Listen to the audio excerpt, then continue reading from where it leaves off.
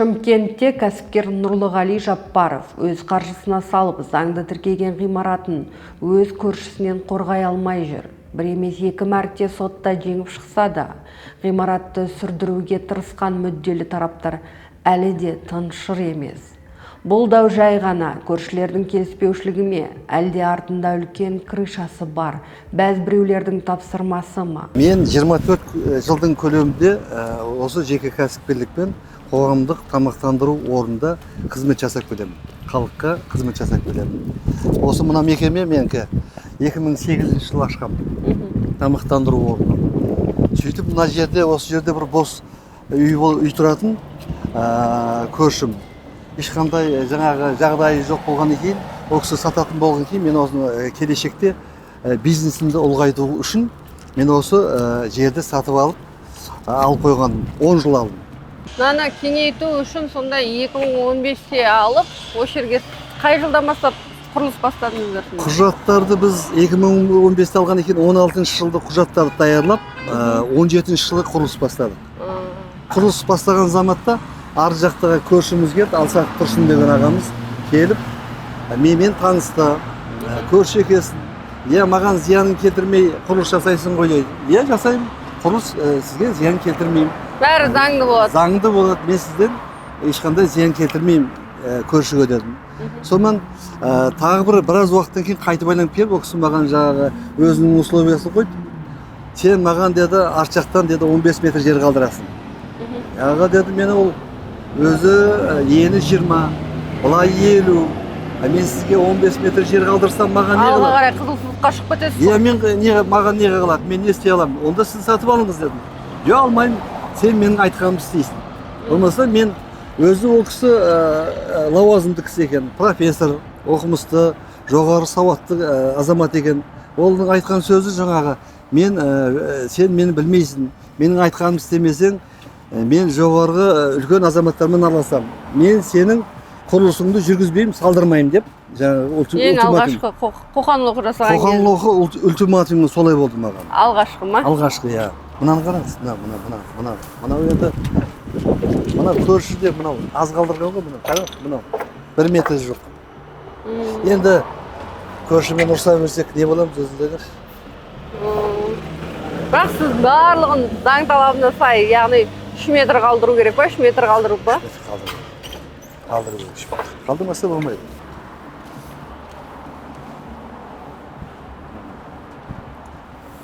Ешқандай бұл жерде заң бұзушылық жоқ. Біз қызыл сызықты да, арақашықтықты да барлығын заң күйінде сақтадық. Көрші шайық көке. Мына қараңызшы мына жақта.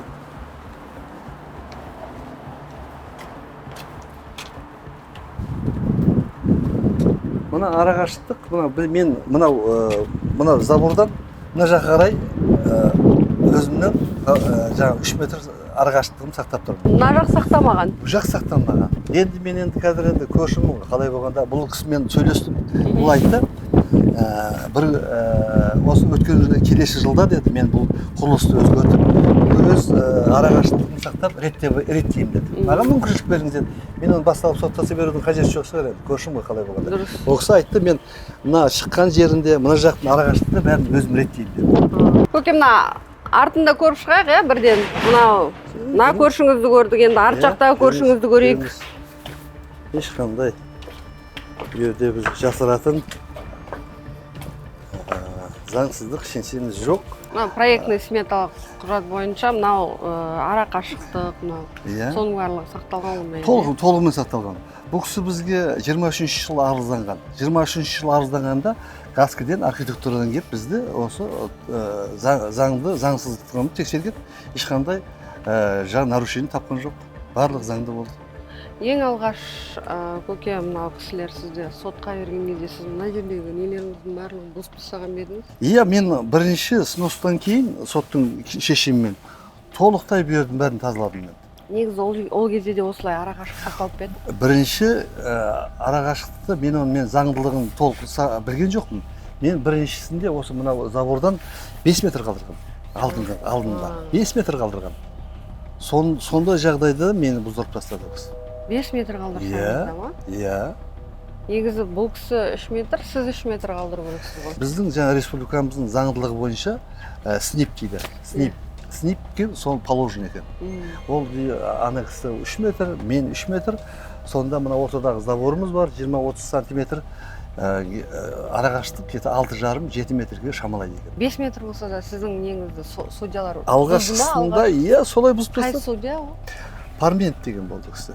Пармент қалалық апелляциялық соттың төрағасы Пармент деген болды. Жеңіліп қалдыңыздар ма сонда сотта? Енді мен өзім ойлаймын, сауатсыздығым шығар, мен юрист емеспін жалпы.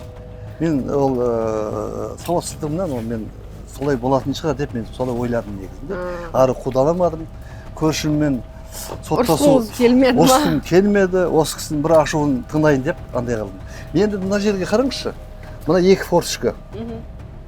Мына 2 форточкамыз бар.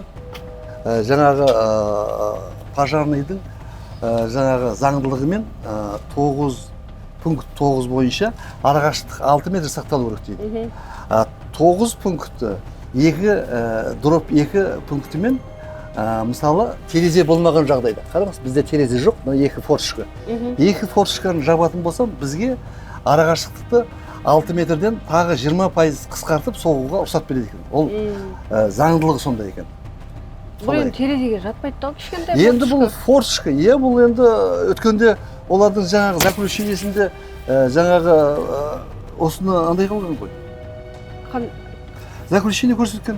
Экспертизада. Экспертиза заключение. 2 форточка бар, содан кейін бұзылу керек. Олар форточка деп жазбайды. Ол жерде окон дейді. Үлкен терезе бар деп жазады. Үлкен емес қой мынау. Үлкен деп жазған. Бірақ үлкенге кірмейді ғой мынау. Үлкенге кірмейді. Мынау екіншісі ма? Сонда? Оны кейін мына забордан пәс болса да ол дайға салынбайды екен. Негізі забордан да. Забордан пәс болса шесе де қылмайды екен. Бірақ енді маған түкте тұрмайды, бұны жаптырып тастасам да болады. Маған қажеттілігі де шамалы көрінеді. Жауып тастасам, келешекте жауып тастасам да болады. Сіз енді көріп тұрсыз, мына арақашықтық. Олардың арақашықтығы, біздің арақашықтығымыз екеуінің арасында көзбен ақ көрініп тұр ғой қазір. Кім сақталған, кім сақталмаған. Қазақта мақал бар, аузы күйген үрлеп ішеді. Мен бұл кісімен бір рет соттастым, бұзып тастадым. Мен енді қалай қарама-қарсы жүре бермеймін ғой. Сонысын мен толық заңдылықпен шеңберден шыққан жоқ. Айгүл ханым, енді біздің енді дауымыз сол пожар арақашықтық сақталмау, жаңағы техникасы кіре алмайды деп дау жасап жатыр ғой. Мен бұндай жағдайда өрт гидрантын су қоймасын салып беруге жағдайым береді. Осы жаққа қойсам деп мен ұйымдастырып жатырмын. Жер үсті гидранттын қоясаңыз да болады ғой. Мен қоям. Осыны мен өзім ойластырып, қарастырып жатырмын. Дұрыс? Мен ол осы жерге әкеліп қойып қоямын. Сотта мысалы кәсіпкерінде құқығы тапталмас үшін көке судья бір неге келісімге келіп, мына жерге сіздің де енді құқығыңызды судья ханым қорғау керек қой. Жер үсті гидрантын қой деп сізге жаңағыдай талап қойған жоқ па? Талап қойған жоқ, ондай талап қойған жоқ. Тек қана сүрілсін деді ма сонда? Соттың шешімі бұны бұздыру болып тұр. Жаңағы айтып жатырмыз ғой, бұл жерде енді айналып келгенде бір қойылып жатқан күні жаңағы арақашықтық сақталмады дейді. Мен оны жаңағы сіздікі тараптан сақталып тұр ғой көке? Мен жақтан сақталып тұр.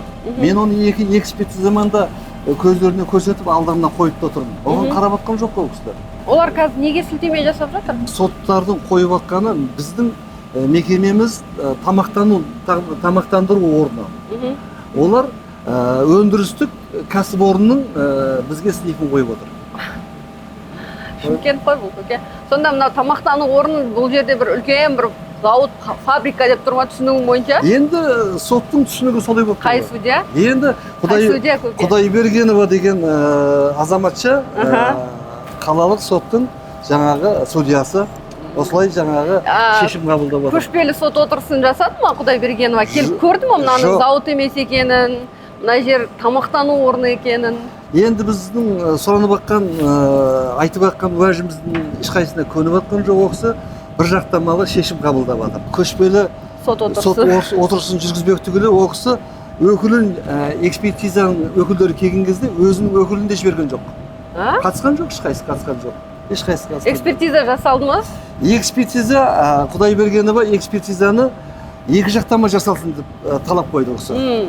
Көршінің күнде біздікінде екі жақтығында жаңағы арақашықтығын жаңағы өлшесін деп талап қойды. Бірақ та эксперттер бір жақтама жұмыс істеді. Только біз жақты өлшеді де келесі жақты алған жоқ. Үйіне кірген жоқ. Үйіне де кірген жоқ, олар алмай кетіп қалды. Біз оларға айттық, негізі ол жаңағы екі жақтама қарау керек еді. Құжаттарыңызды көрсете аласыз ғой, е? Көрсете аламын. Құжатта бір жақтамалы көрсеткен бізді, оларды андай қылмаған.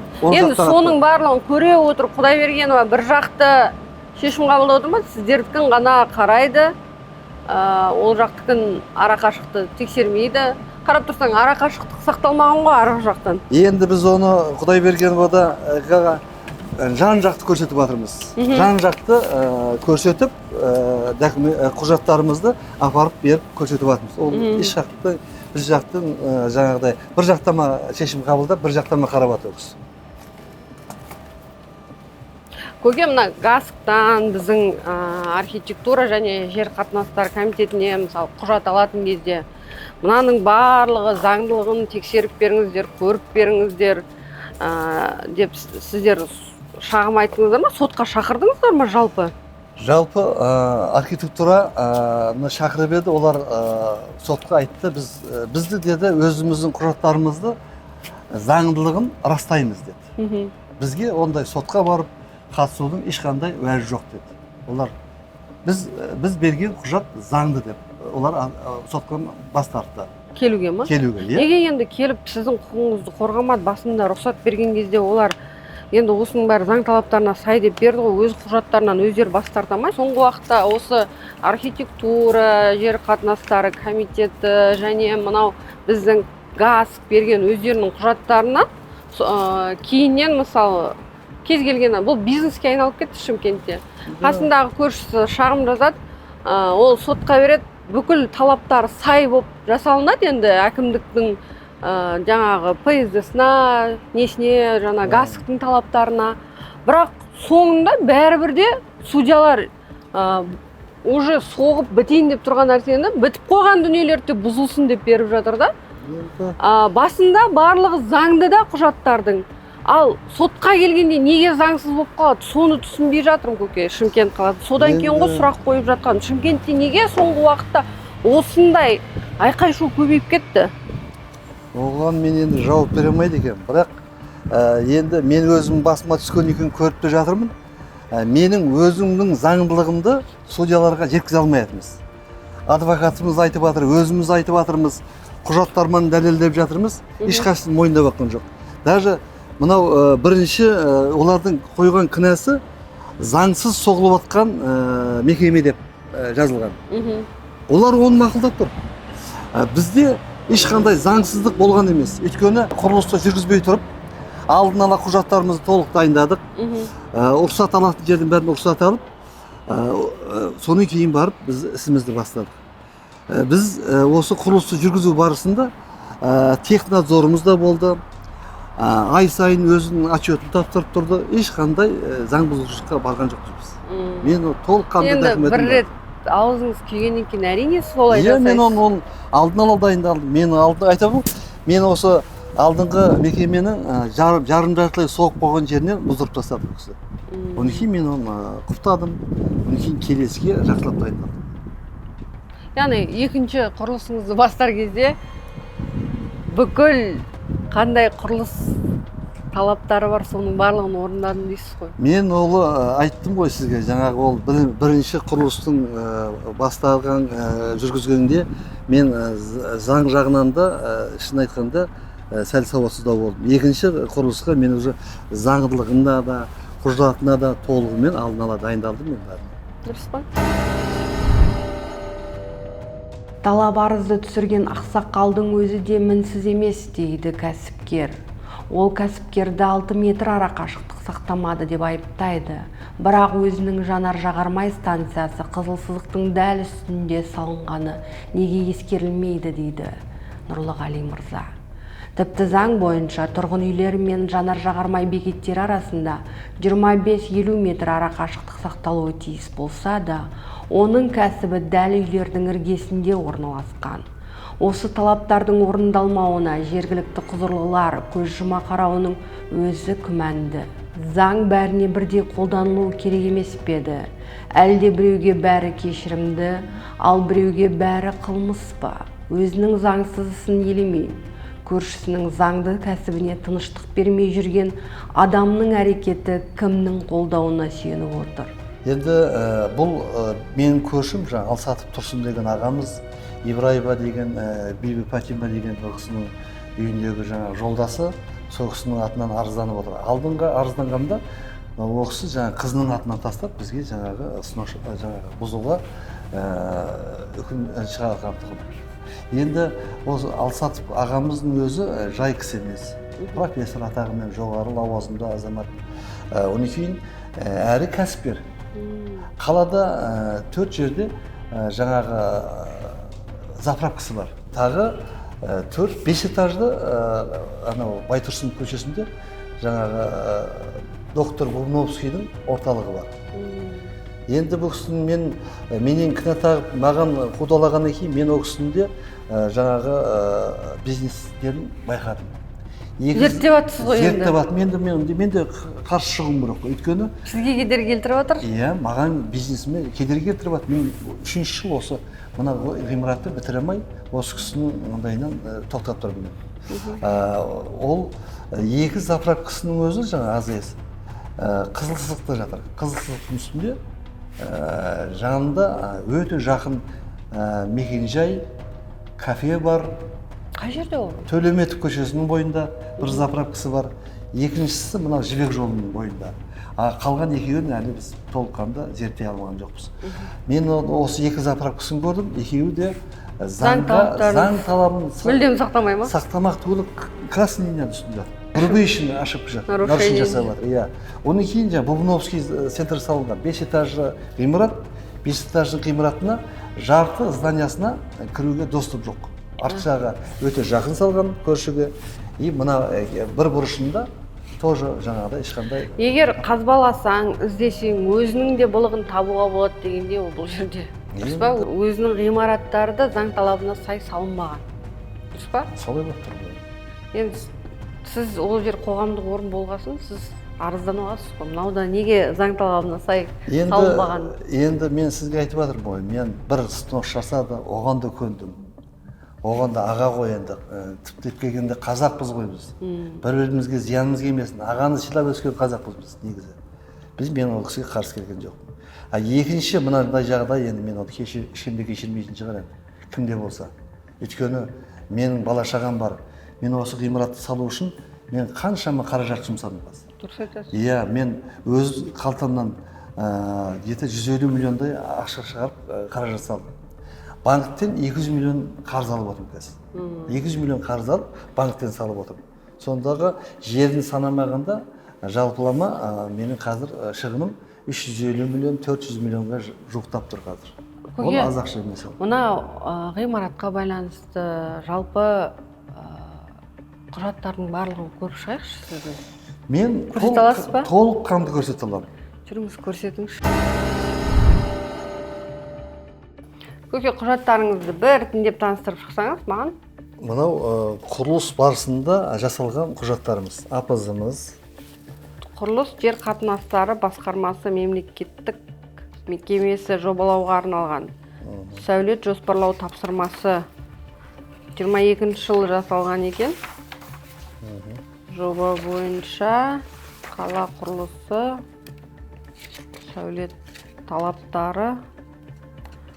Мына жерде құжаттың бәрін сотқа өткіздіңіздер ма? Біз толығымен бірінші күннен бастап барлық құжаттарымызды толығымен бергенбіз сотқа.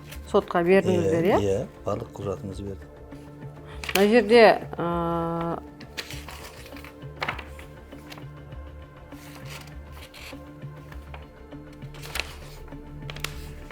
Жүнісбеков Нұрбол. Нұрбол мырзаның барлық жерде аты шығады, барлық жерде жүреді, бұл кісінің аты жөнді. Нұрбол осы бірінші инстанциядағы сотқа қатысты. Құдайбергеноваға. Толығымен мән-жайдың бәрін, өзінің жұмысын бәрін түсіндіріп берген. Нұрбол мырза. Иә, Нұрбол болды басында, иә. Мынауымыз біздің эскизный проектіміз. мейрамхана жобалау мен құрылысын салу. Архитект KZ-то. Бұл кісілер келді ма, директор, сотқа? Иә, сотқа қатысты, сотта болды ол кісі. Яғни өздерінің жасаған Заңдылықтарын келіп айтып кетті ғой, сотқа, иә? Иә, сотқа айтып жеткізді бәрі. Суреттегідей болады. Иә, дәл осылай болады. Рабочий проект. Мынауымыз рабочий проектіміз біздің. Рабочий проектіміз. Оны да архитект KZ-то жасаған екен.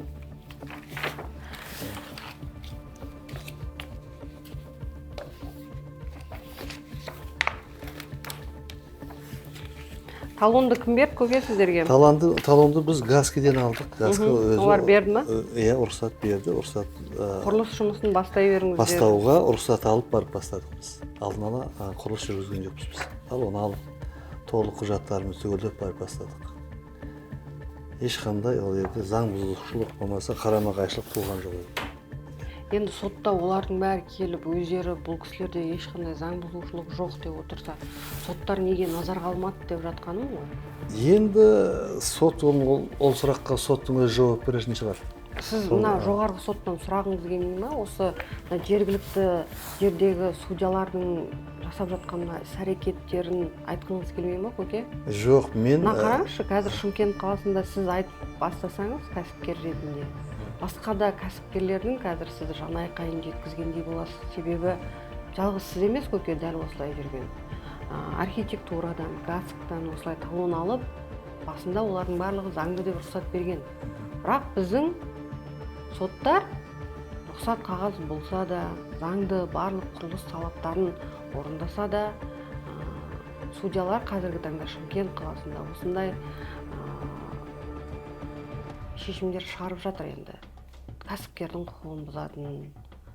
Енді сіздер аз ақшаға салып жатқан жоқсыздар ол дүниелердің барлығы. Иә. Енді мен бұл сөзіңізді құптаймын. Өйткені мен өзімнің басымнан өтіп жатыр бұл жағдай. Бұл жағдай 2018 жылы бір болды. 2018 жылы сот шешімі эксперттер тағайындаған экспертизаға сүйене отырып, жаңағы айттым ғой, меніңкі жаңағы жеке тамақтандыру жаңағы орны болатын болса, бұл маған жаңағы производственный снип қойып, маған заңсыз сынақ жасатты маған 2018 жылы. Ол неде судьялар Парменов, қараңызшы мынау.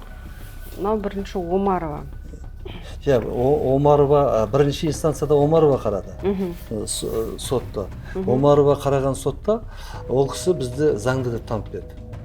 Сіздердің құрылысымыз заңды. Біз толыққанды құжаттарымызды көрсеттік ол кісіге, барлығын дұрыс екенін барып көзін жеткіздік.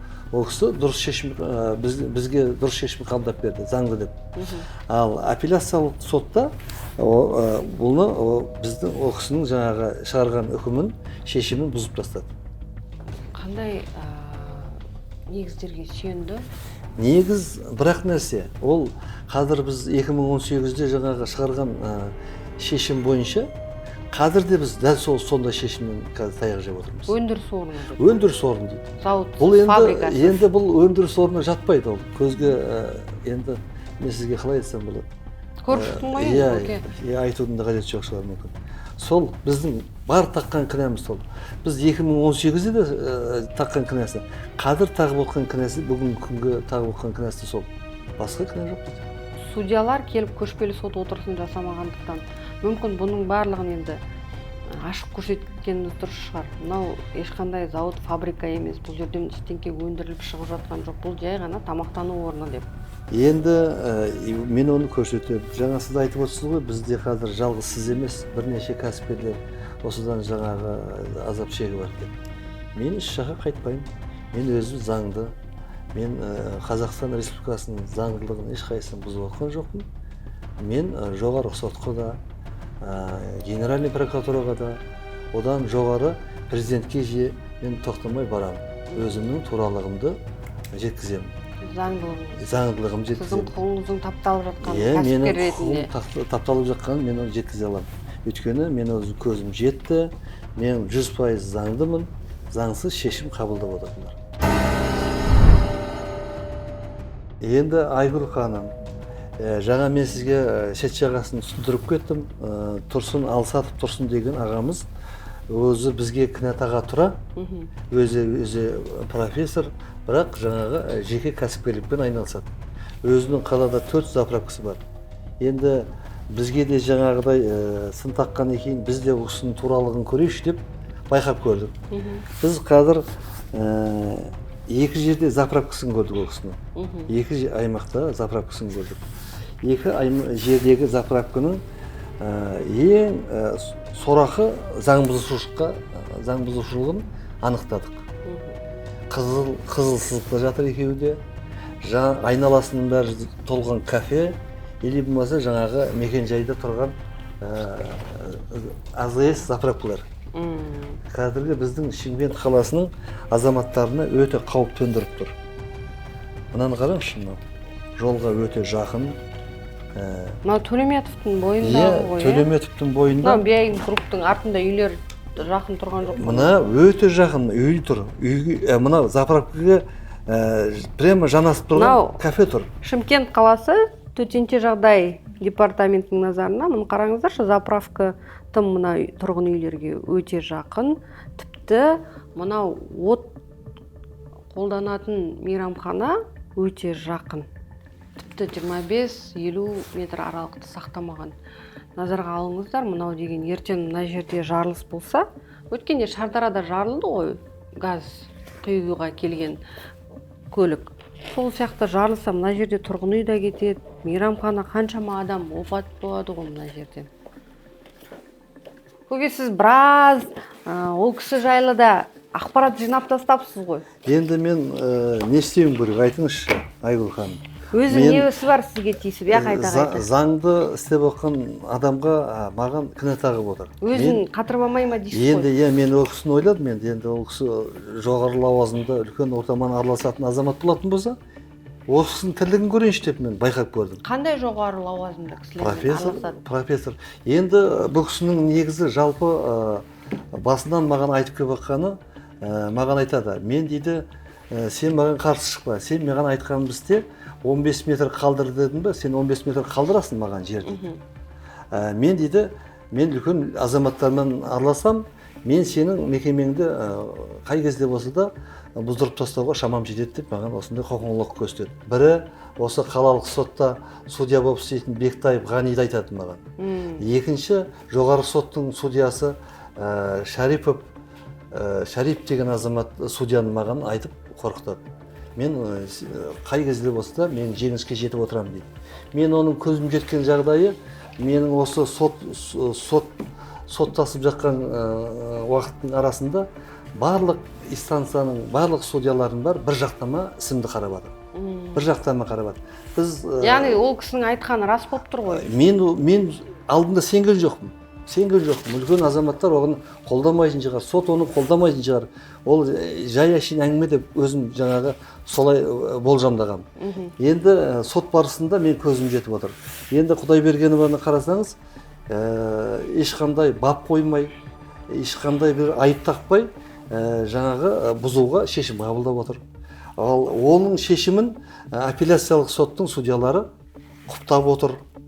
Бір жақтан қарап жатыр. Біз қаншама документ құжаттарымызды көрсетіп, біз ешқандай заңсыз соғылып жатқан жаңа мекеме емес деп көрсеткенмен де олар әрқашанда ешқандай назар қалмайды.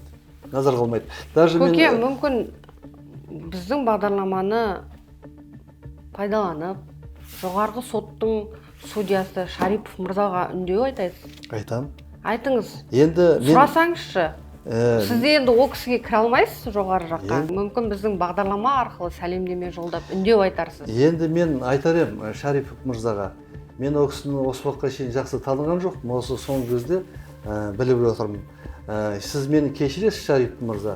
Бірақ біздің осы мына сот жүйесінде сіздің атыңыз көп аталып жатыр. Өйткені осы Шариф тапсырмасы, Шарифтің жаңағыдай тапсырмасынан жүріп жатқан дүние деп маған жеткізіп жатыр.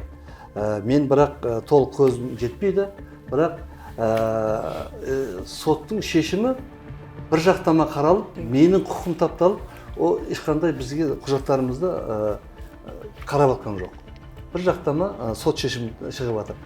Даже мен айтарым, өйткені жоғарғы сотқа біз кассациялық арыз жазғанымыз, Нодзурин деген судья біздің арызымызды қабылдап алды. Бізге хат келді. Сіздің ісіңіз бойынша іс қозғалды, мен қарайтын боламыз. Сіздің құжаттарыңызды бірінші инстанциядан алдырып жатырмыз деді. Біз өте қуандық.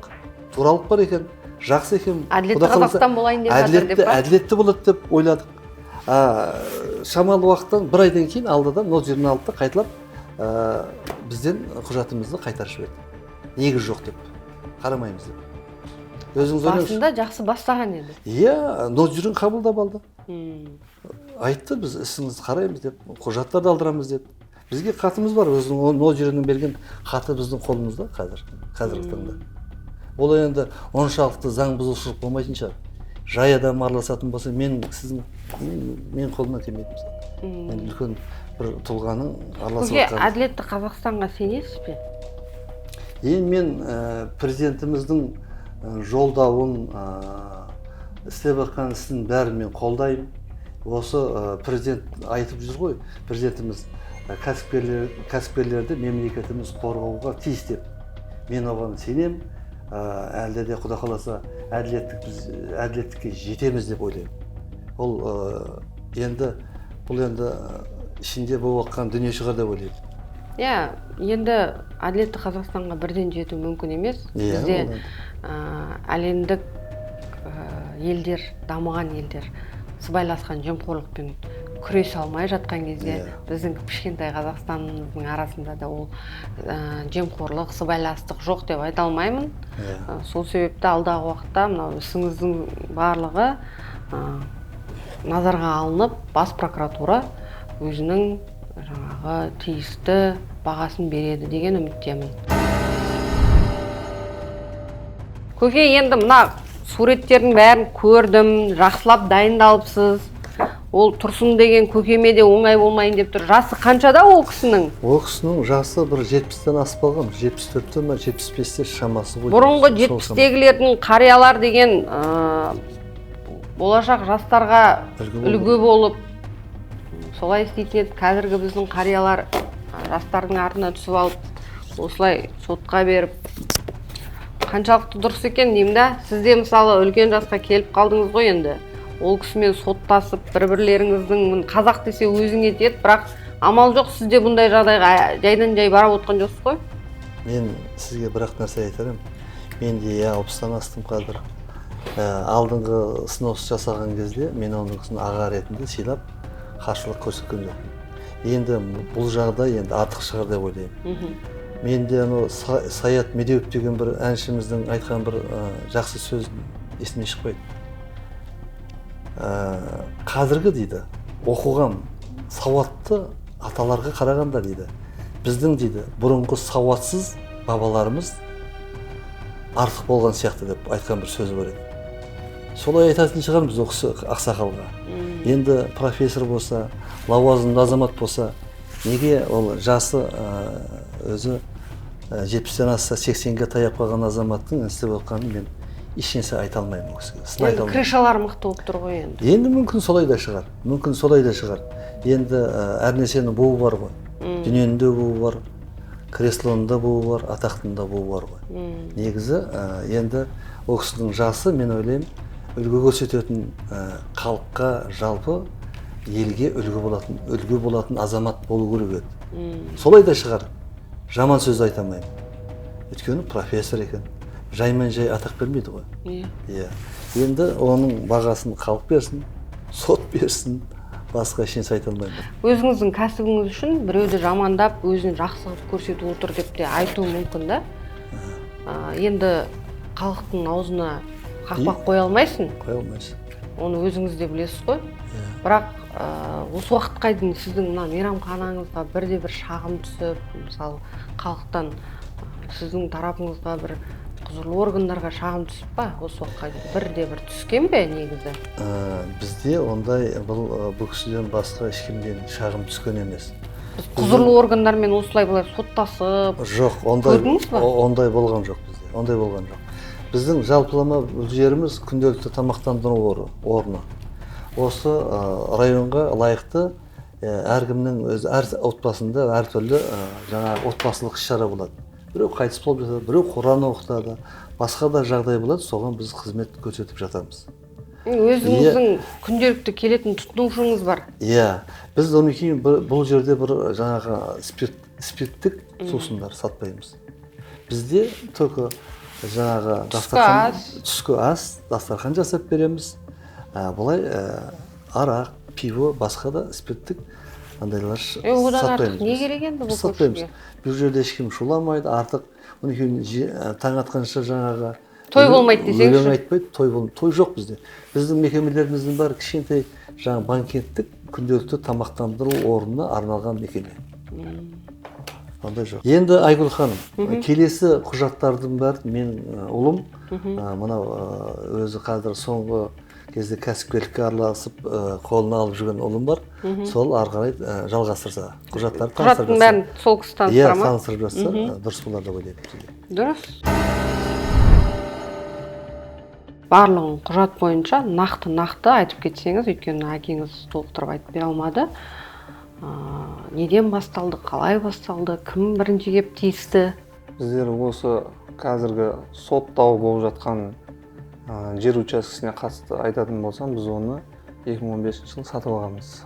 Осы қазіргі жалпы өзіміз 2008 жылдан бері осы тамақтандыру общепит дейді ғой, орысша айтқанда. Сол салада 2008 жылдан бері жұмыс істеп жатқан екен. Осы кішігірім жаңағы саланы ұлғайту мақсатында қасымыздағы жерді сатып алып, жоспар құрып, соғу жоспарын құрып, 2016 жылы құжаттарымызды түгелдеп, содан құрылыс жұмыстарын бастауға жаңағы газ органдарына уведомление жіберіп, олар уведомлениені қабылдап, өз келісімін бергеннен кейін құрылыс бастағанбыз. 2018-де ма? 2016 уже 16-17 жылдар. Сол кезде артымызда мына Алсатов Тұрсын деген көрші кісі өзі фундаменті енді құрылып жатқан кезі, басылып жатқан кезі. Жаңа әкеме келіп, сұрап, не соғайын деп жатсың, жаңағы қызығып, сұрап, не соқсаң да жаңағы 10-15 метр арыз соқ деп сондай араларында әңгіме болған. Енді бізде бәрі құжат, требования бар, құрылыс требования, архитектура болсын, газка болсын, соған сәйкес жаңағы қалдыратын нелерді арақашықты сақтап, құрылыс бастағанбыз. Сол кезде 2016-17-де бастадық, 2018-де бұл кісі жаңағы азаматтық соттар, Абай аудандық азаматтық соттар сотына арызданып, сол кезде азаматтық іс қаралды 2018 жылы. Ол кезде судья Омарова деген кісі істі қарап, біздің іс бойынша құрылыс заңбұзушылықтарын таппай шешім шығарды. Заңды деп шығарды. Содан кейін бұл Алсатов Тұрсын, енді бұл жерде Алсатов Тұрсын деп отыр, ол кезде өзінің қызы Алсатова Майра. Сол кісінің атынан берді. Жаңағы талап арызды. Сонымен олар бұл шешіммен келіспей апелляциялық сотқа жүгініп, 2019 жылы 11 сәуірде Шымкент қаласының азаматтық істер жөніндегі алқасы, оның басшысы төрағалық еткен судья Парменов, қатысушы судьялар Такишева мен Чакморова деген судьялар істі қараған 2019 жылы. Бұл кісілер қарағаннан кейін шешімді сіздерге қарай емес, Тұрсын мырзаға қарай шығарып берді ме сонда? Сол жаңағы Алсатов Тұрсын, соның қызы жаңағы Алсатова Майра, сол кісінің атынан талап арыз болғандықтан солардың жағына шешім шығарып берді. Шешімнің өзі әділетсіз шыққан, өйткені бұл жерде біз общепит саласы деп отырық қой бағана бері. Общепит саласы болғандықтан әр құрылыстың нысанның өзінің категориясы, степені, жаңағы уровеньдердің бәрі бөлінеді. Жаңағы технический регламент деген бар.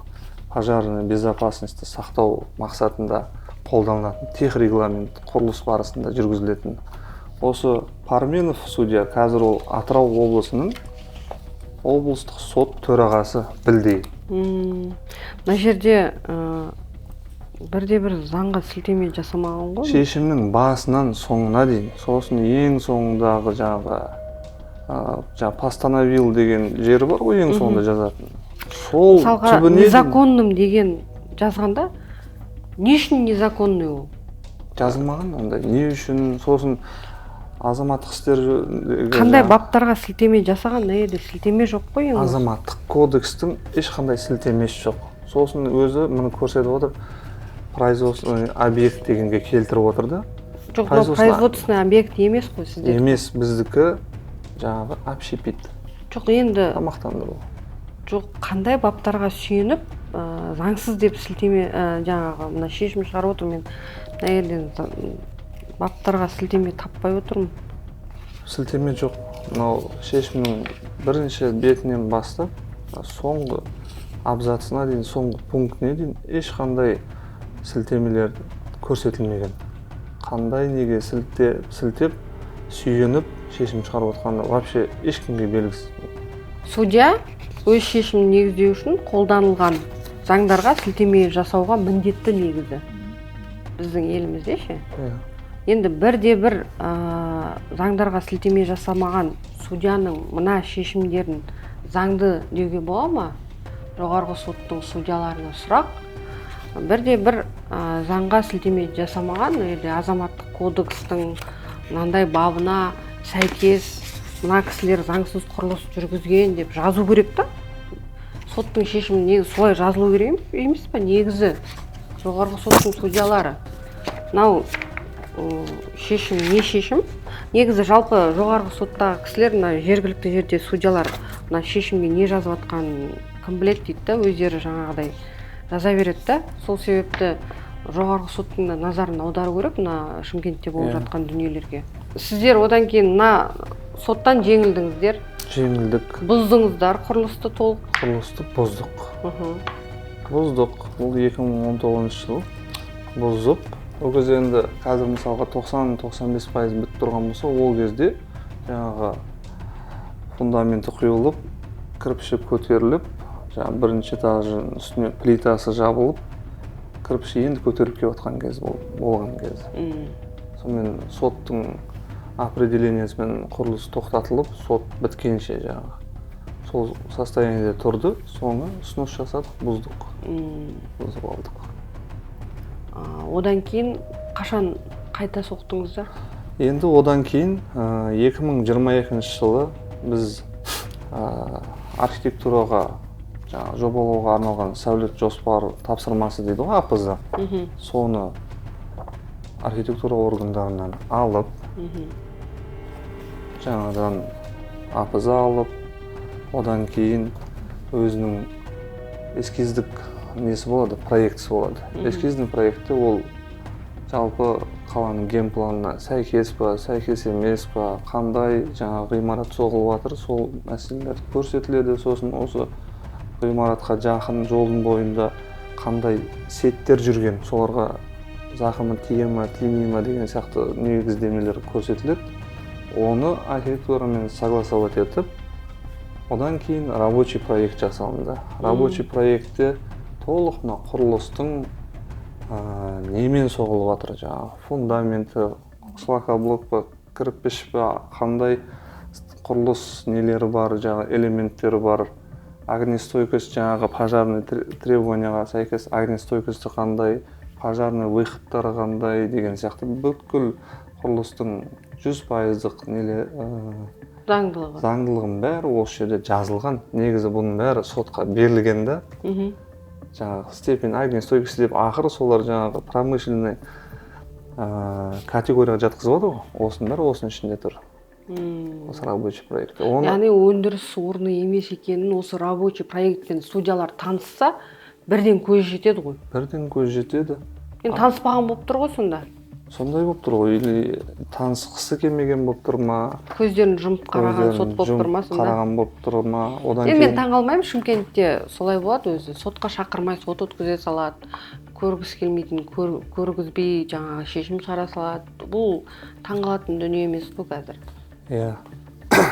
Жалпы міне біз осы құрылысты бітіргенше қолданған біздің негізгі құжаттарымыз осы. АФЗ, рабочий проект, эскизный проект, сосын жаңағы частный экспертный заключение деген болады. Ол да тоже осы рабочий проекттің ішіндегі қолданған қандай сниптер, қандай жаңағы заң нормалар қолданған бәрі сол заключениеде көрсетіледі. Ол да архитектура органдарында, әкімшілікте, сотқа да материал ретінде бәрі тапсырылған, өткізілген. Оның ішінде де бүткілі жазылады.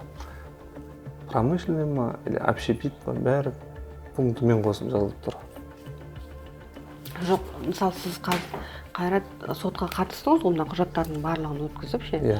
Енді мысалы Американың соттарын көріп тұрсаң, олар екі тараптың да кейде құқығын қорғалуын қарап жатады да. Мысалы тіпті судьяның өзі, мен жақсы көретін судья бар, үнемі жаңағы адамның сотқа деген құрметін көрсетіп жатады да, ол жақтың халқын. Жаңағы сіздің құқығыңыз бұл жерде тапталып кетті, сіздің де өзіңіздің құқығыңызды сіз қорғай біліңіз дегендей. Мысалы сот бұзылсын деп шешім шығарар алдын сіздерге бір медиацияға келіңіздер, жаңағы сіз мына жерін дұрыстасаңыз мына кісінің де құқығы қорғалу керек деген сияқты дүниелер айтты ма негізі? Жоқ, ондай айтылған жоқ. 2024 жылғы даудың мәселесі ашық айтуымыз керек, ресторанның құрылысының ені 14 метр. 14 метр болғаннан кейін жаңа айтып отырған қызсыздыққа дейінгі арақашықтық ол 3 метр. Өрт қауіпсіздігі ережелері бойынша онда жазып қойған өрт сөндіру машиналары өту үшін екі ғимараттың арасындағы арақашықтық 5 метрден 8 метрге дейін болу керек дейді. Бұл Жаппар мырзаның қалдырғаны 3 метр. Ендігі мәселе екінші жақтың үйі қанша қалдырған. Оны соттың бірінші сатылы соттың шешіміндегі 24 жылғы еш жерде тарқатып айтпайды. Мен оны жаңағы ола соттың негіздеме жасаған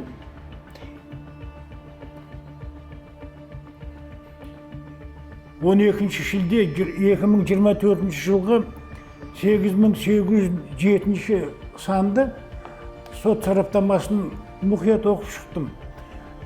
21 парақтың 2-ші абзацында жазып кетеді эксперттер. Рысқұлов көшесіндегі нөмір 126 үйдің құрылған үйі өрт қауіпсіздігіне сақталмаған дейді. Ол енді сақталмағаннан кейін ол жерде кез келген адам білімді, жаңағы арнайы білімі бар адамдар жазып кету керек. Ол өзі эксперт дейміз, кейде сараптама, енді сараптаманың барлығын жасаған кезде не себеп жасайды? Онда арнайы білімі барлар өздерінің білімдерін пайдаланып қорытынды берсін дейді. Ол жерде жазу керек еді. Есептеу керек барып. Ол жерде метрменен өлшейді. Мысалыға ресторанның шекарасы қызыл сызыққа дейін 1 метр ма, 2 метр ма, 3 метр ма. Соның бәрін жазып, одан кейін екінші жақты да. Өйткені сот алдында конституцияға жазып қойған оны. Заң мен сот алдында тараптар тең құқылы дейді азаматтар. Одан кейін соттың да тағы бір тамаша жазып кеткен мәселесі бар. О да конституциялық қағидат. азаматтың өзінің құқығын қорғауы өзге азаматтың құқығын бұзуға әкеліп соқпау керек дейді. Сондықтан жаңа сараптама жасаған азаматтар бейтарап болу керек. Сотқа талап арыз түсірген азаматтың ісін қараған судьялар бірінші сатыда кәсіпкердің пайдасына шешсе, апелляциялық шағым кезінде көршісінің өтінішін қанағаттандырған. Ең сорақысы, бірнеше судьяның сот шешімінде кәсіпкердің нақты қандай заң бұзушылық жасағаны ашық көрсетілмеген. Қандай заң бұзылды, қай бапқа сүйенді деген сұрақтарға сот шешімінде жауап жоқ. Заң бойынша әрбір сот актісінде шешімнің негізі нақты құқықтық нормаларға сүйенуі тиіс еді. 2022 жылы құжаттарымызды жасадық қой біз. Сонымен құрылысымызды бастадық. Ол кезде артымыздағы көрші жаңа ал сатып тұрсын, қайтадан келді. Тағы не соғайын деп отырсыңдар деп. Сендерге соқсаңдар да жаңағыдай бұрынғы требованием сол 10-15 метр алыс тұрыңдар. Аған жаңағыдай. Ол кезде де ол кісіге айтылды. АПЗ-ға сәйкес, құжаттарымызға сәйкес біз норманы сақтаймыз, құрылысымызды бастаймыз. Жаңағыдай қорқытасыз ба, тағы да бұздыртасыз ба, енді ол өзіңіздің жеке неңіз деп құрылысымыз басталған. Сонымен 2024 жылы қайтадан арызданып отырмын. Құрылыс 90-95%-ға біткенде, енді әлі естеп отырған сияқты ма деп ойлап қойды. Әлі естеп отырған? Әлі уже көбірек түсін. Бұрында черновой кезінде бұздыртып едім, енді чистовоймен қосылып бұздыртайын да деген ниет. Біткен кезінде беріп отырмын. Біткен кезде ущерб көп болсын деп не қылып жатқан шығар енді. Сонымен 2024 жылы уже ол үйін жаңағы әйелдің атына ауыстырады, өзгертеді. Әйелдің атына. Бұрында қыздың атында еді. Енді ол жерде өздерінің стратегический пландары бар шығар. Кезінде қызымнан бердім ғой, енді сәл басқашалау болсын, соттар может қабылдамай қалам екен деп. Бұрында қай уақытта әйелдің атына ауыстырды? Әйелдің атына осы 2021-22 жылы ауыстырып, содан кейін әйелдің атынан талап арыз беріп отыр ғой, жаңа Ибраева, Бифатима. Сол кісінің атынан алдында қыздың атынан берді. Енді 2024 жылы жаңа февральда талап арыз беріп, сонымен мартта строительный экспертиза тағайындалды. Мартта басталған строительный экспертиза июльдің почти 12-сіне июльде келді ол экспертиза. Экспертиза бүгін келсе, түске дейін келсе, түс қайта прения жасамақшы ғой. Артынан біреу қуып келіп жатқан сияқты. Құдай берген ма судья? Жаңа әкеңіз айтып кетті да, эксперттер біздің үйге кіріп, арғы үйге кірмеді деп. Иә. Сол моментті айтып өтейінші. Сол моментті айтып өтіңізші. Сол жаңа біздің соғып атқан ғимаратымызға сәйкес сұрақ қойып отыр. Сниптерге сәйкес па, противопожар нормаларға, санитар нормаларға сәйкес па деп сұрақ қойды. Екінші сұрақ жаңағы Ибраева Бифатима, енді бұл кезде ол кісінің әйелі. Сол кісінің тұрып атқан үйі жалпы снипке, жаңағы противопожар нормаларға, санитар нормаларға сәйкес па деп екі адреске сұрақ қойды. Судья экспертке қойып отыр определение. Сонымен жазып отыр соңғы бетінде. Обязать Иса Ибраеву Бифатиму Дюсеповну предоставить беспрепятственный доступ на объект жилого дома, расположенный по адресу города Шымкент, улица Бектаева, дом 586 деп отыр. Определение шығарып берді? Определение шығарды 12 мартта. Эксперттер қашан келді сіздерге? Эксперттер бізге где-то қазір мына экспертизадан қарап айта салайын, нақты датасы есімде жоқты.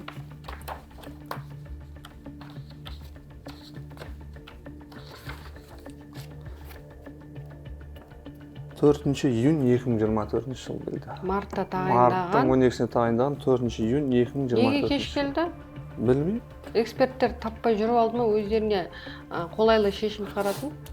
Менің ойымда сондай, өйткені Мартта тағайындалсын, март, апрель, май, июнь, 3 ай, 4 ай не күтті? Не күткен білмеймін. Бұл жаңағы осы экспертиза, жаңағы заключениесі. Келді да сіздердің үйлеріңізді түсірді, бірақ жаңағы Ибраеваның үйін түсірген жоқ. Түсірген жоқ. Олар қалай енді қорытынды берді, егер ол үйге кіріп түсірмесе? суреті бар ма? Сіз жарамсыз қылып тани аласыздар ғой сіздер мынаны. Иә. Өйткені определениенің өзінде екі жақты шығарыңдар деп берген ғой. Замер осмотр жасаңдар, екі жаққа оценка беріңдер деп отыр жаңағы. Бір ақ жаққа берген ғой. Ол бір жақтың осмотры міне. Ал екінші жақтікі жоқ. Жасаған жоқ. Біз оны. Мынау заңсыз ғой онда. Онда заңсыз болу керек. Осыны заңсыз шешіммен эксперттің қорытындысымен қазір шешім шығарып отыр ғой, иә? Онда шешім де заңсыз ғой? Құдай берген шешім ол жоқ, өзі определение шығарып отыр. Екі үйдің жаңағы өрт қауіпсіздігіне сай осмотр жасап эксперттік қорытынды бер деп. Иә. Өзі жеке екі мекен жай бойынша беріп отыр. Иә, екі. Ал бірақ мына жерде бірақ сіздердің үйлеріңіздікі тұр ғой? Бұл жерде эксперттің заключениесінде бірақ біздің ғимаратымыз тұр. Және соған ғана жаңағы правовой оценка беріп отыр. То есть жаңағы эксперттік қорытынды беріп отыр. Эксперттік қорытынды беріп отыр. Мынау эксперттік қорытындының тексті біз баяғыда алдын айттық қой 2018-19 жылы сот болған деп. Сол жердегі экспертизадағы основания, сол текст, сол запятой жаңағы бұлар, по-моему, сол текстті копировать етіп флешкамен алып алматылық эксперттерге апарып жаздырып берді. Соған өздеріне ыңғайлы адам таба алмай жүріп созылды ма, жаңағы марттан июньге дейін. Одан кейін июльдің почти соңына жетті. Сіздер мына эксперттің қорытындысын назарға алмауды сұрадыңыздар ма? Комиссионный экспертиза тағайын. Не қылды Құдайбергенова? Құдайбергенова отказ берген шығар. Отказ берді біріншіден. Құдайбергенова ханым, сіз өзіңіз определение жасап тұрсыз. Ибраеваның және мына кісілердің, Жапаровтың үйін эксперттік қорытынды жаса, барлығы СНИП-қа сай келе ма, келмей ма деп. Алайда бірақ мына эксперттеріңіз бір үйдің ғана несін эксперттік қорытындысын беріп отыр да, бірақ сіздің шығарған определениеңіздің өзін жасамай отыр. Яғни сізде сұрақ туындаған жоқ па? Неге тек қана бір жақты эксперттік қорытынды беріліп отыр деп? Мынау деген шында да жаңа әкеңіз айтып отырады, бір жақты қарады деп. Мынау солай болып тұр ғой, бір жақты қараған болып тұр. Мынау тек қана сіздің үйіңіз ғой, иә? Иә. Сіздің үйіңіз ғимарат ғимараттың атын. Тек біздікі соғып отқан. Ал кімдікі? Ибраеванікі жоқ. Ибраеванікі жоқ. Мына жерде өзі эксперттің мына экспертного осмотра объекта дейді. Құдайбергенова дейді. Тек қана Миллер, Кулбаев деген эксперттер. Миллер Юго-Восточного региона, Центр судебных экспертиз дейді. Мен білем да, экспертиза сатылатын бұл мәселені мен президенттің де алдында көтергенмін. Себебі қазір осы экспертизаны біз президентке бағынышты орталық қылып қайта құруымыз керек. Себебі әр адамның тағдыры осы экспертизаға байланысты. Міне тағы бір қорытынды, мысалы қаншама адамдарды әбігерге салып жатқандығы. Тек қана бір жақты қорытынды беріп, екінші жақты соттың определениесі болса да, бір жақты ғана қорытынды шығарып, осы қорытындының арқасында сот бір жақты шешім шығарып отыр. Қандай өкінішті, иә? Одан кейін міне осы эксперт қорытындыны алған екен, судья Құдайбергенова 30 июль 2024 жылы шешім шығарады. Шешімде баяғы судья Парменов құсап, общественное питание категориясы мен производственный объектілер категориясын ажырата алмай, оны эксперттер де ажырата алмай тұр. Бұл жерде судья Құдайбергенов да ажырата алмай отыр. Оның өзінде ешқандай заң нұсқамалар көрсетпей, сілтеме жасамай әділетсіз шешім шығарып беріп отыр. Мына жерде біз ол сот барысында экспертиза келе салып айтқанбыз, эксперттердің қате кемшіліктерін, жаңағы екінші олардың үйлеріне барып осмотр жасамаған, сосын эксперттердің сүйеніп отырған СНИПтері заңсыз, ол жоқ, ондай СНИПтер қайта комплекстік экспертиза тағайындатқызайық, келіспейміз намен деп. Вообще естілмейді құлаққа судья Құдайбергенова. көргісі де келмеді ма, естігісі де келмеді ма. Мынау қорытынды берген жаңағы екі эксперт, Миллер, біреу Күлбаев қой, жаңағы келіп замерге жасап осында қорытынды беріп отқан. Бұл кісілердің қорытындыларын өзі 12 июль 2024 деп тұрғанымен 29 июль сотқа келіп түсті. Сонымен Құдайбергенова 30 июль шешім шығарып жіберді. Сіздердің жаңағы талаптарыңызды тыңдаған да жоқ па? Тыңдаған жоқ. Біз әрең сол жерде настоятельно тұрып, адвокатымызбен эксперттерді сұрақ қойық біз. Шақырыңыз. Сен прения қайқа шығарайын деп отырсың деп жаңағы судья. Асығыс па? Прения асығыс бір жерге кешігіп отқан, асығып отқан адам ұқсап Құдайбергенова. Соншама уақыт күтті ғой енді. 5 ай күтіп, тез прения өткізіп жіберем деді ма сонда? Тез прения өткізіп жіберем деп. Сол жерде біз келіспейміз, комплекс экспертиза тағайындаңыз. Мынаның бәрі жаңағы жоқ заңдарға, жоқ сыныптарға сүйеніп отыр. Олмайды, оның бәрі өткен жоқ. Құлағына жеткен жоқ, естігісі келген жоқ. Сөйтіп 30 июль бір күннің ішінде жаңағы сот шешімін шығарып жіберді. Снос деп. Яғни өздеріне керек шешімді шығарып алды асығыс, дұрыс па? Иә, өздеріне керек шешім шығарып алды. Асығыс үстінде еще. Ешқандай возможность берген жоқ бізге. Қорғануға, дәлелдеуге, хотя екі тарапта өз-өзін жақтап шығу керек қой, дәлелдеп, құқығын қорғап дегенде, ондай возможность. Мен мынаны кешіп келгенінде де сондай не ма деп ойлап отырмын, планы жаңағы кішігірім. Енді 5 ай деген. 5 ай жүріп келді да, келе салып бір күнде шешім шығарып жіберді. Одан кейін осы іс бойынша айтарым, біз естественно оған келіспей апелляционный жалоба жаздық. Августтың басында жаздық, жалобаны октябрьдің 9-ына тағайындадық. Сентябрьдің ортасына қарай сообщение келді. Осындай судья қарай түсті, октябрьдің 9-на деп. Енді біз мына жерде бәрін көрсетіп отырмын.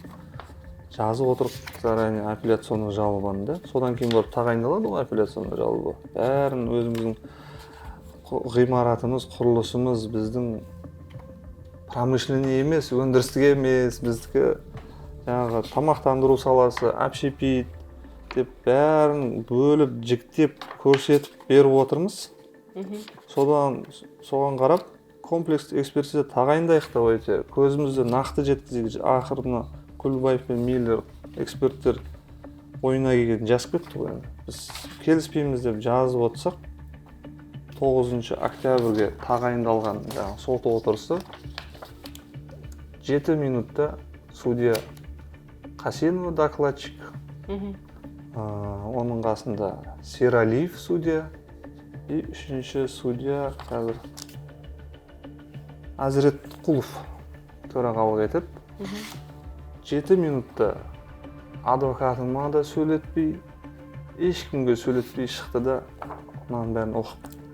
Коротко ясно болды, біз бірінші инстанция Құдайбергенованың шешімін қолдаймыз, все, осымен сот бітті, айтар сөздеріңіз бар ма, жоқ па деді. Жоғарғы сот бізге сонда апелляция деген не үшін? Онда ол кісілердің бәріне айлықты беріп, уақыт құртып, адамдарды босқа сандалдырғанша жаба салайық та, 7 минутте сот өтіп келіп тіпті тыңдамаса, бірінші сатылы сотта кеткен қателіктердің орнын жоймаса, апелляцияны не қыламыз, қаншама халықтың салығына оның барлығын ұстап жаба салайық апелляциялық сотты. Енді нау деген масқара ғой. Яғни 7 минутта шығып шешімін оқып жібере салу деген. Онда не үшін ол апелляциялық сот? Не үшін халық апелляциялық сотқа барып өзін ақтап алады? Бірінші сатылы сотта ескерілмеген дүние екінші сатылы сотта, апелляциялық сотта қаралады деп халықты неге алдайсыздар онда? Неге үміт бересіздер халыққа бұлай? Құдайбергенованың шешімі ғой, енді основной шешім бұл жерде. Құрылыс ғимаратты жалпы заңсыз деп танылсын дейді, және бұзылсын дейді. Заңсыз деп қалай тани береді? Бізде жаңа басында айтып кеткендей АПЗ, рабочий проект, эскизный проектіміз бар, заключение эксперті бар. Қызылсыздыққа салынбаған. Қызылсыздыққа салынбаған геймплан бойынша коммерческий линияда тұр. Бұл жерде само собой коммерческий объектілер нысандар салынады бұл жерде да. Одан кейін мысалға сол сот барысында біз құрылысты 80%-ға жеткізіп, ол архитектураның требованиясы бар екен. 80%-ға жеткен құрылыс уже қабылдануға жатады деген да. Жалпы алдыңғы жағы фасад, есік-терезелер қойылған, крышасы жабылған болса, акт да қабылдана береді жаңағы акт приемка. Сол қабылданып, біз жаңағы новый госакт алып, сол площадьқа өкіметке ақша төлеп, сатып алып, әкім шешім шығарды бізге коммерческий вид деятельностьқа өткен жайлы. Шешім шықты бізде. Сот болатқан барысында да. Енді Құдайбергенова мысалға шешімнің өзінде жазып отыр. Бұзылсын, танылсын деп отыр ғой. Заңсыз деп танылсын деп. Ол қалай тани береді мына Құдайбергенова да өзінің мына шешімінде заңсыз деп тану үшін бір бапқа сілтеме жасау керек. Техникалық регламент ол бап болып табылмайды ғой. Ол бап болып табылмайды. Табылмайды ғой, оны сіз де біліп тұрсыз ғой. Мен де біліп тұрмын. Оның Құдайбергенова да. Құдайбергенова соған сілтеме ғана жасап тұрған сияқты. Сол техникалық регламент сақталмаған деп, дұрыс па? Сақталмаған деп. Ол техникалық регламент бап емес қой. Заңсыз деп табылатын дүние емес қой. Қандай бапқа, негізге сүйене отырып, мысалы бір құжат жоқ па ол жерде, немесе жаңағы қызыл линияда ма, или заңсыз салынған ба, или жаңағы бізде қазір бар ғой, бір жердің үстіне бір жерді қаптарлысып қоятын ше. Сондай біреудің жеріне салынған ба, қайсы көрсеткен ба соны? Сол. Көрсетпеген ба біреуін? Ештеңкесін көрсетпеген, сосын мен біреудің үйінің жеріне барып салып отқан жоқ қой, заңсыз деп тану үшін, дұрыс па? Иә. Өзіміздің жерімізге салынып отқан нәрсе, құжаты бар, бәрін толық, бірақ ол заңсыз болып танылып кетеді. Техникалық регламентті орындамаса, сіз орындаңыз деп сізге частное определение шығарып беру керек. Ретке келтіріп қойыңыз деп. Ретке келтіріп қойыңыз деп шығарып беру керек еді. Солай істеді ма? Істеген жоқ, айтып отырмын ғой, асығыс үстінде. Кеше келген экспертизаның қорытындысын уже бүгін таңертең 1-2 сағатқа сот отырысында талқылап, эксперттерге сұрақ қоюға әйтеуір өзіміз әрең жеттік мүмкіншілігі алып сондай. Сот шешімдері туралы деген жоғарғы соттың нормативті қаулысы бар. 11 шілде 2003 жылғы кейінгі өзгерістермен бірге. Сонда жазған, егер қарама-қайшы қорытындылар болатын болса, сараптама, оған комиссионный дейді, орысша жазғаннан комплексный дейді, соның бәрін жасау керек. Одан кейін әрбір жер телімін берген кезде кадастр мекемесі, қазір оңай болу үшін айтайын, жаңа жер кадастр және мемлекеттік тіркеу органы ғой. Олар өзі топосъемка жасайды. Мен енді орысша айта берейін. Сол топосъемкада барлығын көрсетеді. Ғимараттар тұрған жері, бір-бірінің ара қашықтығы қандай екендігін барлығы. Енді қазір соттағылар біздің Жапаровқа өкпені айтады. Орысша енді упрек. Дейді, бұл жаңағы қарсы тарап жерді бұрын алған, бұрын қоныстанып қалған. Ал енді сіздер кейін алдыңыздар 22 жылы. 22 жыл алғаннан кейін сіздер оны тексерулеріңіз керек еді. Ана жаңағы үйдің қандай екендігін, жаңа қызыл сызыққа дейін қашықтығы қанша, басқа. Бұл енді менің ойымша ол асып кеткен нәрсе. Өйткені Жапаров біреудің мүлкі үшін жауап бермейді. Әркім өзінің мүлкі үшін өз жауапты. Ол өз жағындағы мәселелерін бәрін шешті. Заңды тұрғыда 3 метрін қалдырды, соқты. Енді ол не себепті сот ондай шешім қабылдап отыр, маған енді ол белгісіз. Оны енді біз сұрақ біле алмаймыз да, өйткені заңда жазып қойған судья өзінің қабылдаған шешімі бойынша ешкімге жауап бермейді. Тек қана шешім бұзылған кезде жоғарғы соттың жүрегіне ғана жауап береді. Бұл жерде сот сонымен қатар Жапаровтың конституциялық құқығын бұзып отыр. Жаңа мен айтып өттім ғой, сот пен заңның алдында адамдардың құқығы тең. Одан кейін әркім өзінің сөзін сотқа жеткізіп тыңдатуға құқығы бар. Жапаровтар бірнеше рет не берген, жаңағы өтініш хат, орысшасы ходатайство. Мына екі сараптама қорытындысы біріне бір сәйкес келмегендіктен комиссионный жасаңдар деп. Оған айтады, жоқ, оның керек жоқ, жеткілікті деп. Одан кейін екіншісі, адамның құқығын тек заңмен шектеуге болады. Онда да жаңағы мына терроризм конституциялық құқықты мемлекеттің конституциялық құрылысын сақтау үшін онда арнайы заң қабылдайды. Ал енді сот өзінше сен үйді сатып алған кезде ана көршінің жері қанша екенін нағып білмедім деген, ол енді сәл менің ойымша орысшасы некорректно. Дұрыс емес ол. Жалпы осында енді Жапаровқа өзінің ақ екенін дәлелдеуге мәжбүр. Одан бөлек мен бір айтып кетеріміз, біз енді құрылыс үлкен ғимарат болған екен, әжептәуір ақша кетті да бұл жерге. Сонымен құрылысымыз сот барысында да ешқандай сотпен тоқтатылған жоқ. Құрылысымызды істеп жасап келіп жатырмыз, өзіміз план құрып жатырмыз, мынанша ақша кетіп жатыр. Осынша ақшаны ертең Құдай қаласа осы айда ашылсақ жайлап өзін өтеп қалпына келтіретін шығар деген мақсатта ақшамыз кішігірім жетпеген екен, біз оны залогқа қойдық. Құрылысқа ақша қажет болды бізге. Сентябрьде қойдық. Сонымен оны білген ғой, естіген қойылған. Сөйтіп Бектаевқа екі сұрақпен иск түсірген. Акт оданы, қабылдау актісін заңсыз деп тану және договор залогын заңсыз деп тану деп. Сол екі нені түсіретті Бектаев. Договорды заңсыз деп тани алмайды оны. Тани алмайды. Біз бірден жаздық. Біз мына іспен келіспейміз, искпен. Просим оставить ее без удовлетворения. Қараусыз қалдырыңыздар деп. Өйткені бұл акт оданы қараймайды азаматтық сот істері. Оны жаңадан ашылған осы 2 жыл болды ғой, әкімшілік процессуалдық соты ма, қандай деп аталады өзі. Солардың қарау міндетіне кіреді.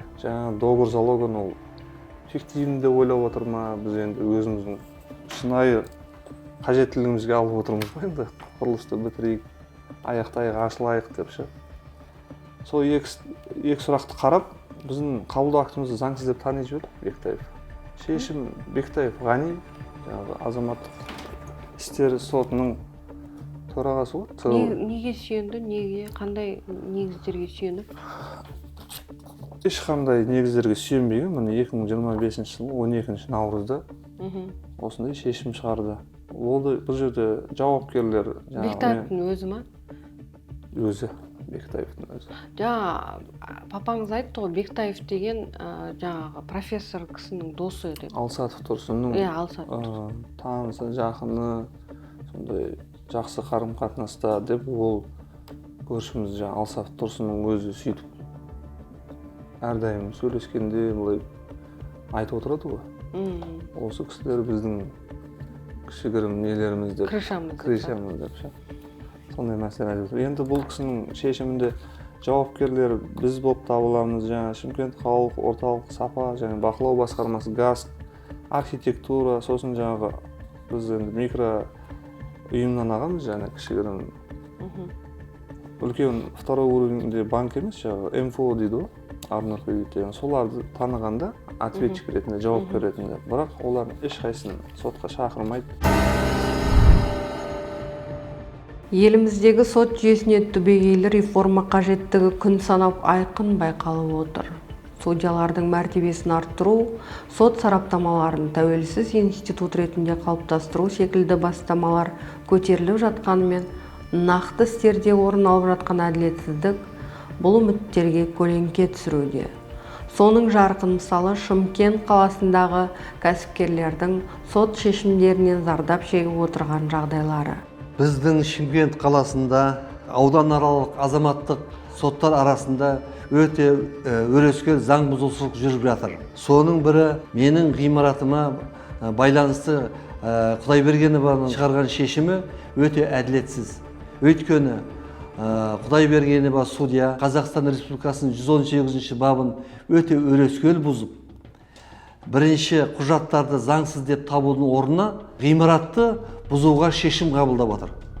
Бұл өте өрескел заң бұзушылық. Ауданаралық азаматтық соттың төрағасы Бектаев Құдайбергенованың қателігін жабу барысында біздің жаңа құжаттарымызды өзі ешкімнің қатысуынсыз тиісті азаматтарды шақырудың орнына ешқайсысын шақырмай өзі заңсыз деп тауып отыр. Соның ішінде мені, жұбайымды шақыру керек еді. Бұл ғимарат банкке кепілдікке қойылған ғимарат. Банктың қызметкерлерін де ешкімді шақырмай шешім қабылдап отыр. Өте өрескел әділетсіз шешім деп танимын мен оны. Біздің бүгінгі үндеуімізге арқау болған Нұрлығали Жаппаровтың отбасы бірнеше жылдан бері ықпалды көршісімен соттасып келеді. Біздің қарсы тарапымыз Ибраева Биби Фатима, ол кісінің жолдасы Алсатов Тұрсын, жоғарғы лауазымды азамат, профессор, дүниелі, бақуат азамат.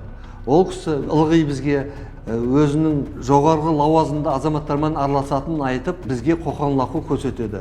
Мен оны алдында сенген жоқпын ол кісінің айтқанына, өйткені мынау енді сот барысында мен көзім жетіп отыр.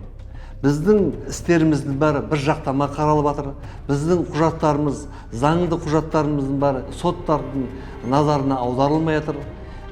Бір жақтама іс қаралып жатыр. Осы бір жақтама іс қаралып жатқан жағдаймен біздің ол кісінің жаңағы үлкен лауазымды азаматтармен араласатынына көзіміз жетіп отыр. Алсатов Тұрсынның өзінің бірнеше жерден жаңағы автозаправкілері бар. Автозаправкілердің өзі өте өрескел заң бұзушылықпен салған. Қызыл сызықтың үстінде жатыр. Бірнеше ғимараттар бар, олар да өте жаңағы заңды бұзушылықпен салған. Сонда біздің Қазақстан мемлекетімізде лауазымды үлкен азаматтарға заң жоқта, біз сияқты қарапайым заңды салған мекемемізді бұзуға шешім қабылдайды да, ол кісілер заңды өрескел бұзуға бола ма солай? Кәсіпкердің айтуынша, оның заңды құжаттарымен тұрғызылған ғимараты сот шешіммен бұзылуға шешім шығарылған. Ең сорақысы бұл шешім аталған нысанға ортақ меншікте тең құқылы әйелі Жанат Жаппарованың қатысуынсыз қабылданған. Яғни жауапкер ретінде тек Нұрлығали Жаппаровтың аты көрсетіліп, оның жұбайының құқықтары мүлде ескерілмеген. Сіз любойын сұраңызшы, мынау хозяйка, мен ишақ болып жұмыс істеймін, азанда барып түнеп айтамын. Кімнен сол районда тұратындар бұрын көрсеңіз айтады. Апай, сіз базарда өзіңіз жүресіз бе сонда? Самал базарының базарында сөйлесеңіз бәрі айтады. Мен қандай болып ишақ болып, мен сол бала-шағама деп сол істеген істерімді. Соны денсаулығымда кетті. Қарызынан анау келеді, мынау келеді, барыпты жағамай жатырмын. Менің сол дүниеде менің де қақым бар ғой. Неге мен ол бере салуым керек оны снос жасауға? Сіз кешіріңіз, мен сияқты осы қалада тойханасы бар адам, ишақ болып базарда затын жасап жүрген бір хозяйка бәрі таңғалып, сен неғып жүрсің? Мен өзім жасап, өзім істейтінмін сол заттың бәрін. Жақсы. Шынымен, мына Құдайдың төбелінде мен сізге неғып айтып жатқан жоқ, менің өзім еңбегімді айтып жатырмын. Сондай еңбекпен тауып ортадан неғып, ол дүниеге менің де қатысым бар. Неге олар бір жақта қарап сіздер, соны неге мені шақырмағансыздар сол сотқа? Не үшін? Мен жағдайым мына шешеңді алып кел десе бұлар, алып келе ғой, сіздер шақырмағансыздар ғой даже. Мына шешең қатысу керек, осы мүлікке қатысы бар адам. Мен ол жерде бар болсам да жоқ болсам да неге деп тұрған екен, ол дүниенің бәрі екеумізге қатысты мысалға. Бұл нәрсенің бәрі енді өздеріңіз ойланыңыздар, сол бірінші кезде Құдайбергенова не үшін мені іздемейді? Оның әйелі бар, осы дүниенің жартысы соның кіші шығар, анау кіші шығар деген сіздерді ой туу керек шығар деп ойлаймын. Біздің сауатсыз адамдарымыз, мен осының арқасында білмеймін, одан кейін сіз қарағасыз мысалы, неге ол Құдайбергенованың несі, сіз неге айтпайсыз, бұның бірақта әйелі бар ма, неше қатыны бар, бала шағасы бар ма деген ой тұратын шығар деп ойлаймын сіздерде де. Соған қарап сіздерді шақыруларыңыз керек еді деп ойлаймын. Бұл жерде менің құқықтық, конституциялық правамды бұзып отырсыздар, мені шақырмай отырсыздар. Бір жақтама шешім шығарып жіберіп, бір адам, мен түсінбеймін, басқа біреулер нақалап ақшаға істейтін шығады, мен күні түні жүріп, істеп, бір тиынды бүйтіп, жүріп істеген нәрсемді мен бұзуға ешқандай жол бере алмайды, шынын айтқанда. Қоғамдағы Жаппарова Жанат өкілдік етемін. Сол бойынша бүгін апелляциялық шағым жазған болады. Мерзімін қалпына келтіру бойынша себебі Жаппарова Жанат сотқа өзінің некесі бола тұра, өз Жаппаров Нұрлығалимен некеде бола тұра, сотқа шақырылмаған, неке және отбасы туралы заң бойынша жаңағы ол ортақ мүлікке жатады, алайда сот осыған қарамай тек қана күйеуін, яғни Жаппаров Нұрлығалиді ғана сотқа шақырып, әйелі болып табылатын Жаппарова Жанат кісіні шақырмаған. Сондықтан бүкіл конституциялық құқығы бұзылып отыр деп санаймыз. Сөйтіп қалалық сотқа апелляциялық шағым мерзімін келтіруге Шымкент қалалық ауданаралық азаматтық істерді қарау жөнінде сотқа берген болатынбыз. Бірақ алайда судья Құдайбергенова ол немізді, арызымызды қанағаттандырмады. Сондықтан Шымкент қалалық сотына бүгін апелляциялық шағым беріп отырмыз мерзімін келтіру бойынша. Алайда судья Әзіретқұлов оны да қанағаттандырмай тастады. Бізге белгісіз себептермен бүкіл құжаттар, дәлелдеме құжаттар, некеде тұру құжаттары, неке куәлігі, ақтөбе записінің бәрін берген болатынбыз. Сонымен қатар адресный справка Жаппарова Жанаттың Шымкент қаласында екенін түкту дәлелді құжаттар бергенбіз. Алайда бізге белгісіз себептермен шешімнің неге олай шыққанын айтпай, судья Әзіретқұлов қанағаттандырудан бас тартып отыр. Сотта екі жақтың тарабын тыңдалды, алайда сот бізге белгісіз себептермен қанағаттандырудан бас тартып тұр. Бірақ ол біздің ойымызша ол әділетсіз, заңсыз шешім деп санаймыз. Осыған орай құрметті жоғары сот төрағасы және Малахов мырза осы Шымкентте болып жатқан мән-жайларды назарға алып, осындай соттардың несіне тоқтау жасасаңыз деп ойлаймын. Мына бүгінгі Шымкент қаласының апелляциялық сотындағы мына судья Әзіретқұлов апелляциялық шешімді былтыр 9 қазанда шығарған. Бұл да судья Құдайбергенова сияқты өздерінің мненияларын берген шешімдерге қарсы шықпайды деген сөз. Бұл жалпақ тілмен айтқанда сондай түсінік, сондай көрініс болып тұр бұл жерде болып жатқаны.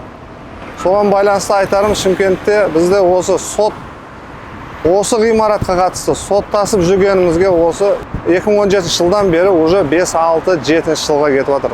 Әлекке салып жатыр Шымкент қаласының соттары.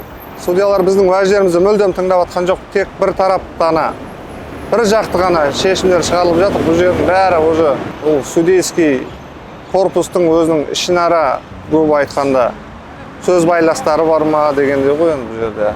Одан басқа ешқандай ой жоқ. Осы бізге қатысты сотқа беріп жүрген Алсатов Тұрсын, профессор кісі, қалада үлкен абыройы бар, возможностьтары да көп, дүниесі де жетеді.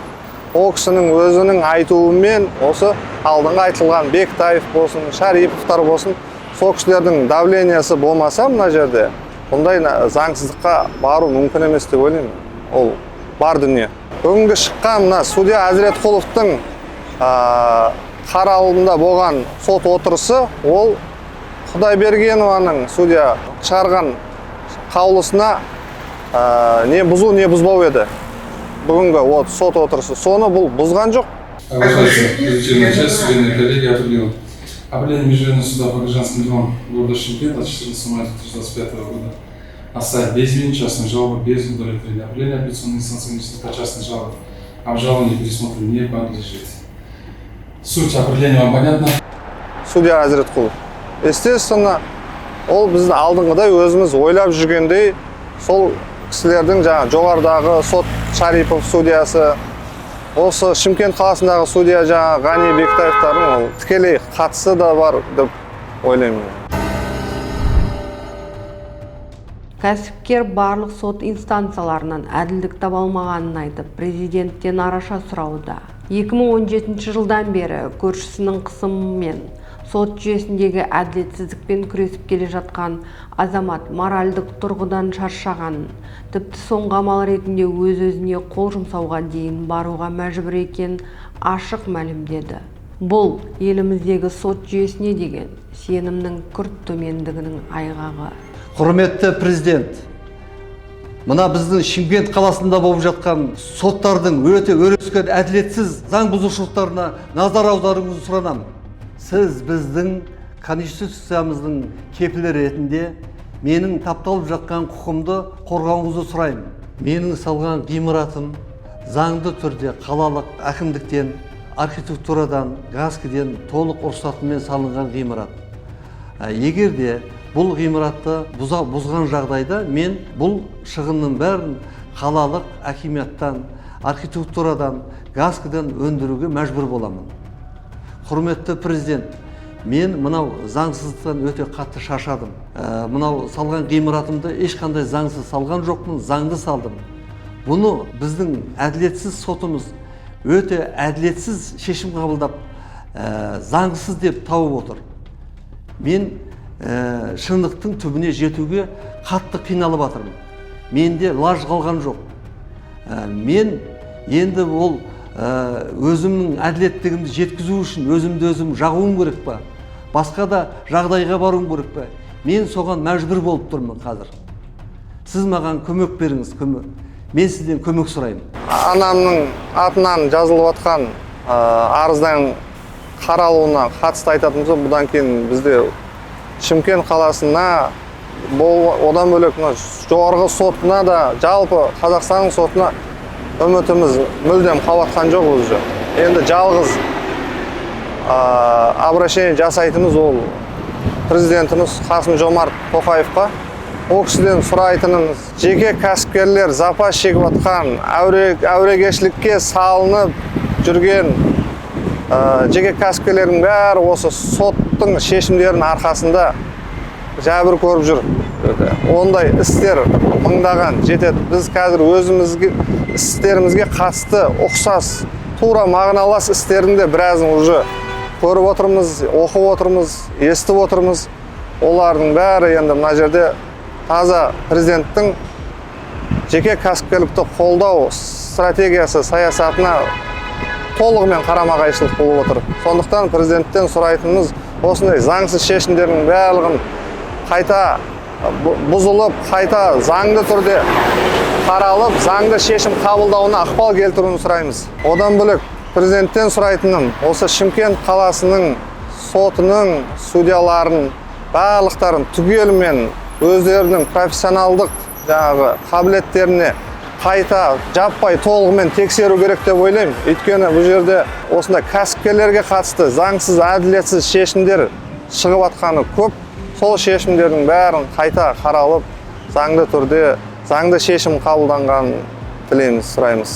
Құрметті президент, сот саласына реформалар жүргізілуде дегенімізбен, қарапайым азаматтар мен кәсіпкерлердің конституциялық құқықтары іс жүзінде қорғалмай отыр. Бұл әділетті Қазақстан қағидасына үлкен сын. Шымкент қаласындағы кәсіпкерлердің жанайқайына құлақ түріп, сот жүйесіндегі осындай келеңсіздіктерге тиісті бағасын беріп, жоғарғы соттан бастап барлық деңгейдегі соттардың қызметіне ерекше назар аударуыңызды сұраймыз. Халықтың сотқа деген сенімі, мемлекеттің тірегі, әділетті шешім, тұрақты дамудың кепілі, ел азаматтарының тағдыры бей-жай қалмауы тиіс.